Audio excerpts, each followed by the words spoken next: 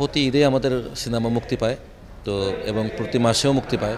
তো গত ঈদে 4টা ছবি ছিল, এই ঈদে আমাদের প্রোডাকশন থেকে 2টা ছবি সিনেমা রিলিজ পেয়েছে। তার ভিতরে একটি সিনেমা হচ্ছে আমাদের নিজেদের প্রোডাকশনের ছবি, নাম হচ্ছে আগন্তুক।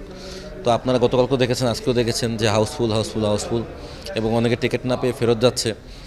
আসলে এটা ভালো লাগার মতোই বিষয়, না আফসোস লাগে যে আসলে আরও বেশি হল থাকলে, আরও বেশি মাল্টিপ্লেক্স থাকলে হয়তো বা বিজনেসটা আরও বড় ক্যানভাসে হতো, আমরা আরও বড় বড় বাজেটের মুভি বানানোর জন্য সাহস পেতাম। তো আমি ইন্ডাস্ট্রি দেখেন, আজকে ধরেন 35-এর পরে ডিজিটাল আসলো 2012 সালে বা 11 সালে, তখন থেকে 2024 মানে এক যুগ হয়ে গেছে।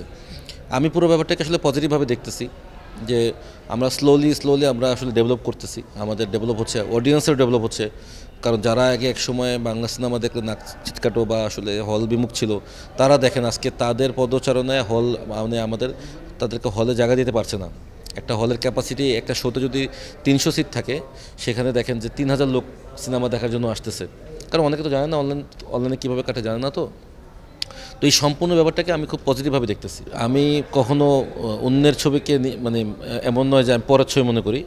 আমি মনে করি যে এই ঈদের 5টা সিনেমাই আমার সিনেমা। ইন্ডাস্ট্রির যেহেতু আমার বাবা প্রযোজক, আমি প্রযোজক, পরিবেশক, ওই জায়গা থেকে 5টা সিনেমাকে আমি আমার সিনেমা মনে করি। এবং দেখেন আমি বাংলাদেশের সবচেয়ে বড় সিনেমা হল সাভার সেনা অডিটোরিয়াম সেটি, এবং ঢাকাতে উত্তরা ডিয়াবাড়িতে একটি হল আছে আমার।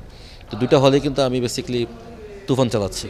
কারণ আমার ওখানকার ওটা মাল্টিপ্লেক্স না, ওটা হচ্ছে সিঙ্গেল স্ক্রিনের ভিতরে এসি হল, ভালো হাউস, ভালো স্টেশন। তো ওখানে কিন্তু আমি তুফান চালাচ্ছি কেন? কারণ ওখানকার অডিয়েন্সের পালস বা অডিয়েন্সের চাহিদা হচ্ছে আমার তুফান। 2 সপ্তাহ 3 সপ্তাহ পরে যখন তুফান নেমে যাবে, তখন অটোমেটিক্যালি আগন্তুক আমি ওখানে দেবো এবং তুফান চালাচ্ছি, এবং আমি কিন্তু খুব ভালো রেসপন্স পাচ্ছি ওখানে। তো সবগুলো ছবি আমাদের ছবি। আপনি দেখেন যখন প্রিয়তমা সুড়ঙ্গ চলেছে, 3য় ছবি হিসাবে কিন্তু প্রহেলিকাও মোটামুটি একটা ভালো বিজনেস করেছে। তো আসলে সিনেমা যদি জোর থাকে, আপনার 5টা সিনেমার ভিতরে যে একটাই ব্যবসা করবে, বাকি আর কোনোটা ব্যবসা করতে পারবে না, সেটা কিন্তু না। প্রত্যেকটা সিনেমায় তার নিজস্ব মেরিটে, নিজস্ব পলিসিতে, অনেকে অনেক সময় পলিসির কারণে মার খেয়ে যায়, এটা ট্রু। বাট আমাদের তো একটা এক্সপিরিয়েন্সড টিম আছে, এবং আমরা দীর্ঘদিন ধরে এই সিনেমা নিয়ে কাজ করতে, এটাই আমাদের ব্রেড অ্যান্ড বাটার। তো ওই জায়গা থেকে আসলে আমি বলবো যে মানে আমরা দ্বিতীয় অবস্থানে আছি, এটাতে আমরা হ্যাপি। এবং আমরা মেন্টালি এটাই আগের থেকে আমরা এটা মেনে নেওয়ার জন্য প্রস্তুত ছিলাম। এবং দেখুন আপনারা যে শো বাড়ছে, হল বাড়তেছে, এটাকে আমি খুব পজিটিভভাবে দেখতেছি। যে সিনেমাটা আসলে হলে দর্শক দেখতেছে বা দেখবে, বাইরের সিনেমা, দিন শেষে ওটা কিন্তু ইউটিউব, ফেসবুক বলেন বা ওটিটি প্ল্যাটফর্মের কারণে কিন্তু আলটিমেটলি কী হচ্ছে, আলটিমেটলি কিন্তু ওটা আপনার পাচ্ছে, দেখতে পাচ্ছে দর্শক। তো যেটা কিনা গ্লোবালাইজেশনের যুগে, সেটাকে আপনি কখনোই আটকাতে পারবেন না। আপনি হিন্দি বা ইন্ডিয়াতে দেখেন এতগুলো ইন্ডাস্ট্রি, ওদের ওখানে এতগুলো ভাষা, সব ইন্ডাস্ট্রিতেই সব দেশের ভাষার সিনেমা মুক্তি পাচ্ছে। তা আমি এটাকে বলবো যে এটা আমাদের দেশে ক্ষতি করতে পারবো না। তবে হ্যাঁ, কিছু নিয়ম পলিসি তো অবশ্যই থাকতে হবে, কিছু বাধ্যবাধকতা থাকতে হবে, কিছু টাইমিংয়ের ব্যাপার থাকতে হবে। তো সেটা তো আমাদের দেশে যারা নীতি নির্ধারক আছেন তারা ভালো জানেন, বা আমাদের যারা মুরব্বী আছেন তারা ভালো জানেন। ওইটা নিয়ে আমি আসলে বোধান না। আমি মনে করি যে আমাদের কন্টেন্টের জোরে আমাদেরকে আগাতে হবে। আগন্তুক আপনারা সিনেমা হলে এসে দেখেন, অনেকে হয়তো বা 11th আওয়ারে নাম আমরা অ্যানাউন্সমেন্ট করাতে হয়তো বা নাম জানতেন না।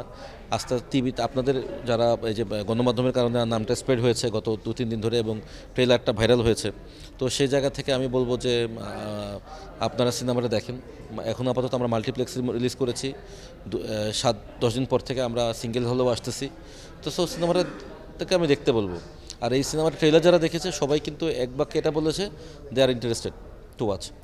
তো তার দিন শেষে সিনেমা মানে আমরা তো এটা আমাদের কাছে প্রোডাক্ট, আমরা এটা এখন বাজারজাত করেছি। এটা ভোক্তা যারা বা দর্শক যারা তারা এটাকে দেখবে, উপভোগ করবে, এটার জন্যই। রেগুলার কিন্তু সিনেমা মুক্তি পায় না তা না, আমাদের তো দেশে রেগুলারই সিনেমা মুক্তি পাচ্ছিল বা সবসময় এখনও পায়।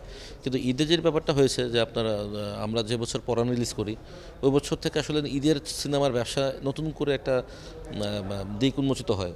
তো এরপর থেকে আসলে ঈদকেন্দ্রিক একটা অনেকে চিন্তা করছে বা করে। তা আমি এটা খারাপভাবে দেখি না। যদি কন্টেন্টে জোর থাকে তাহলে সে বিজনেস করবে।